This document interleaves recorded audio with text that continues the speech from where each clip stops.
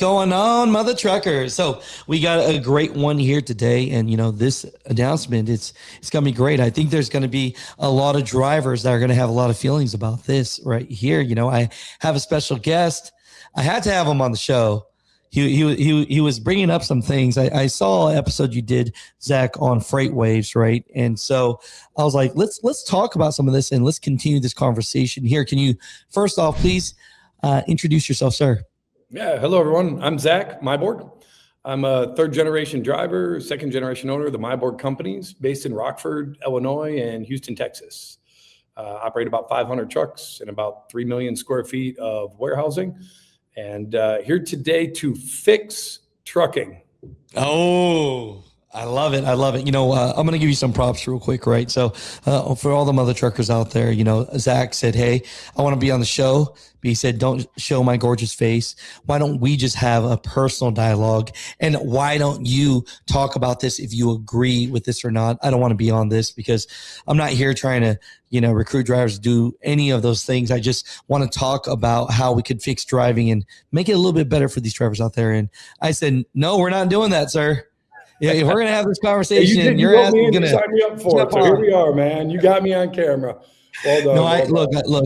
No, I know you're busy, but I appreciate you. And I think this is a very important topic, right? So let's get into it, right? So let's talk about the hours of service now. When you're a driver out there, you might be new, you might not know. Well, federal regulated, you're looking at 14 hours, right? You get this window that when you start, you got to start. And then it's almost like this glass of sand that you flip over. And then within these 14 hours, you have 11 hours to drive. Don't want to bring up how long it takes you to find parking.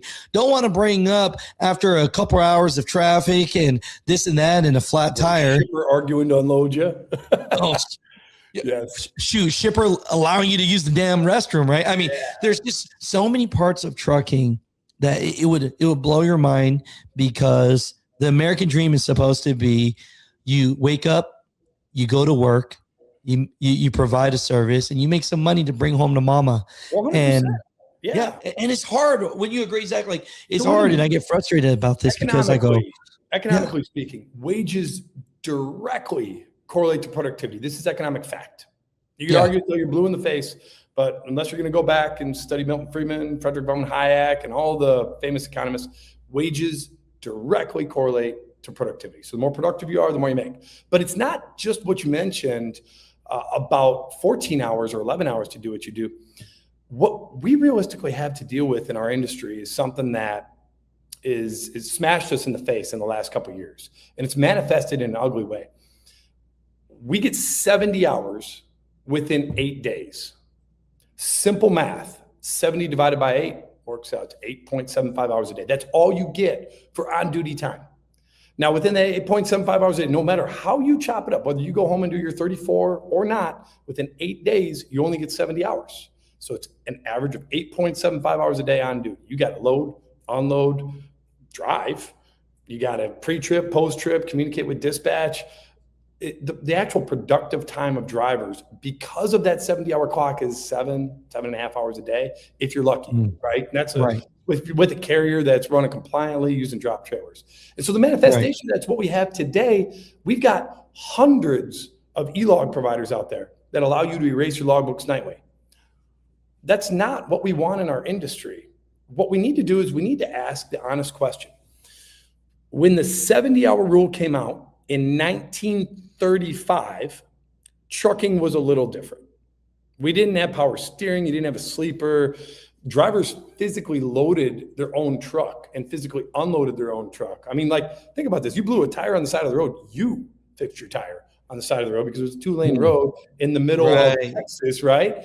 In 2026, it's not that way anymore, to the sense that, all right, you hit the Qualcomm, it's fixed, you go on your way. So the question we need to be asking is not really, should we be worried about the stuff that's manifesting in the news today?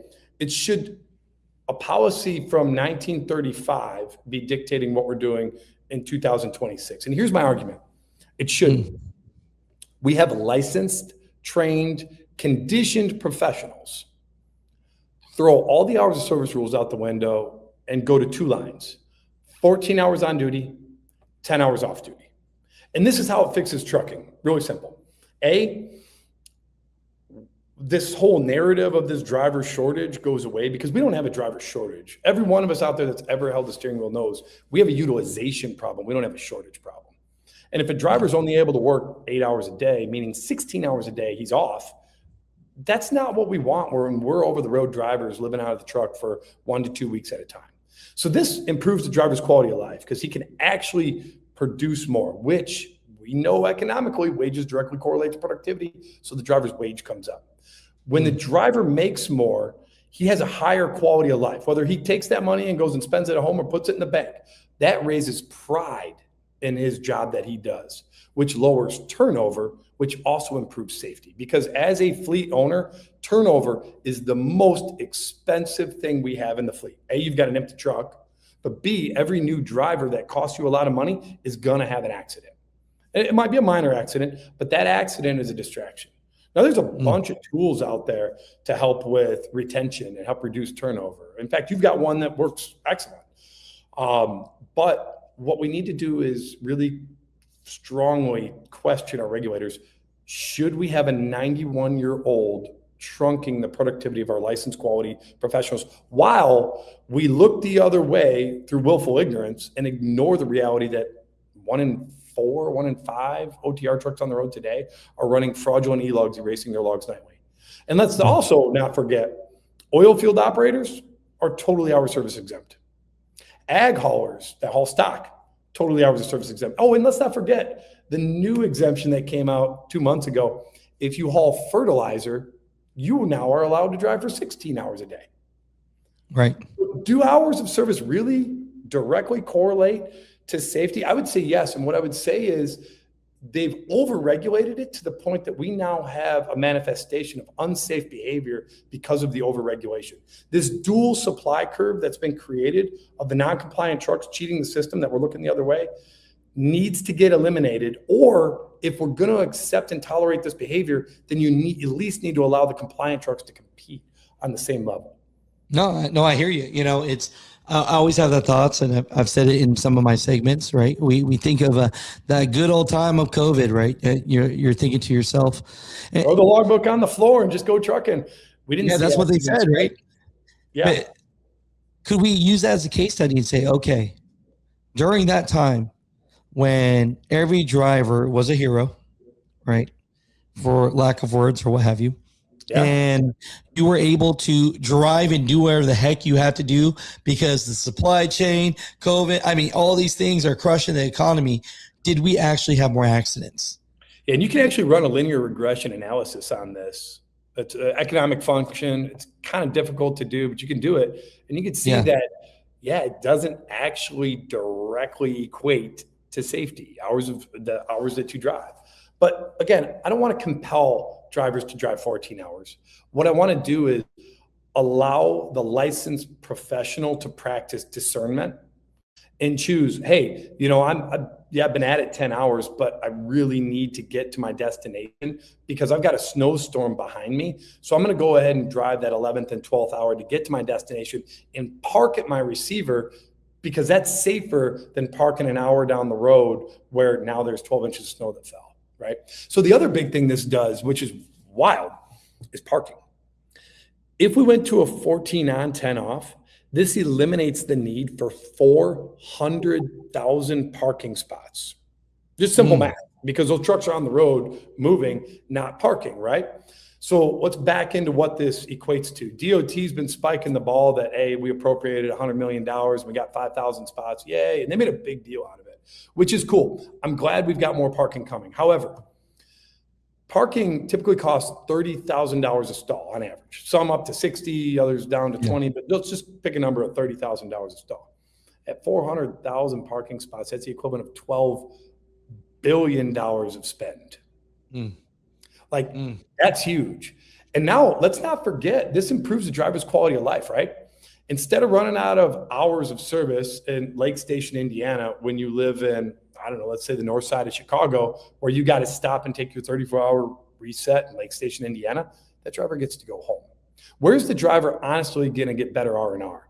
Sitting at the J in Lake Station or waking up in his bed with his wife and kids the next morning and really enjoying the quality of life they deserve as a licensed professional.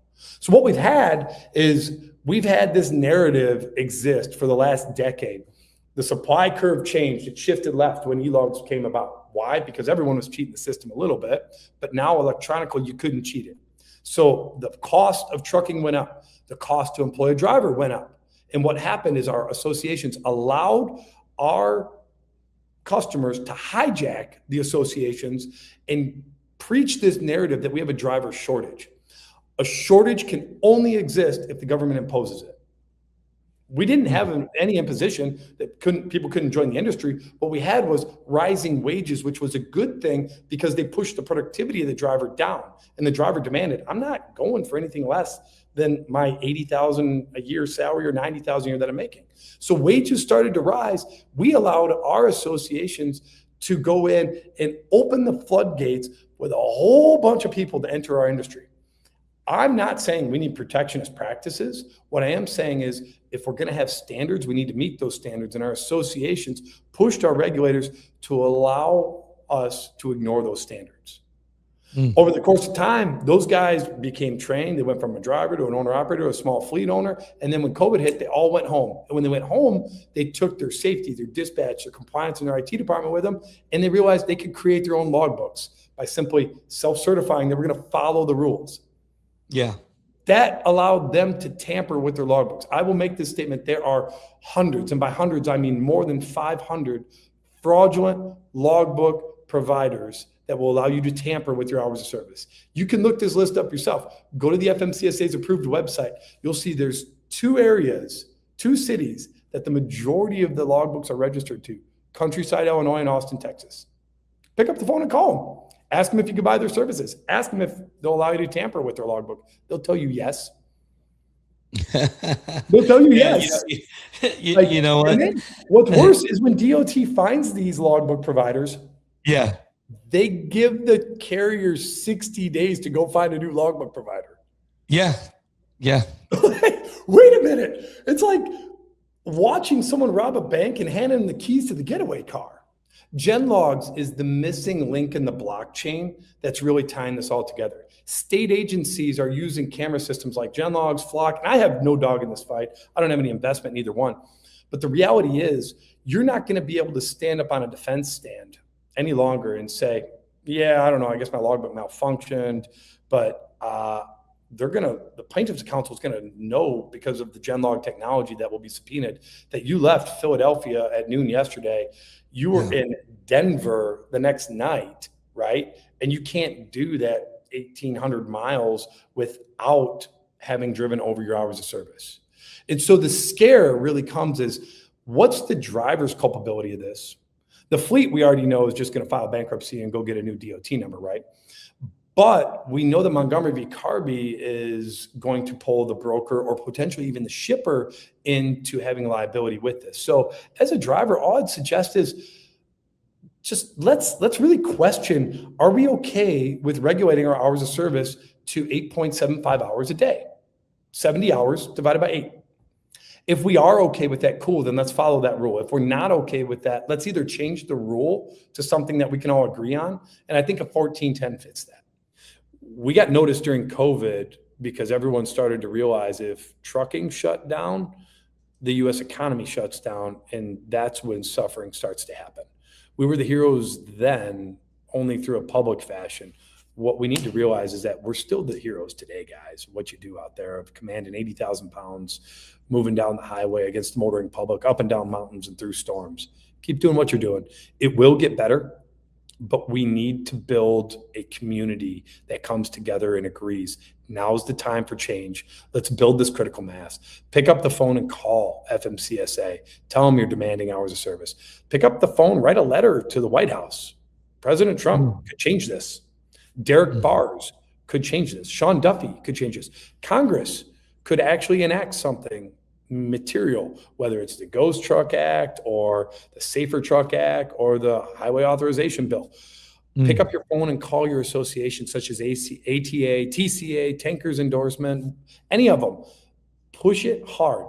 We can change this, and we can change this without spending a penny. by updating the hours of service that's 91 years old to a 14 on, 10 off.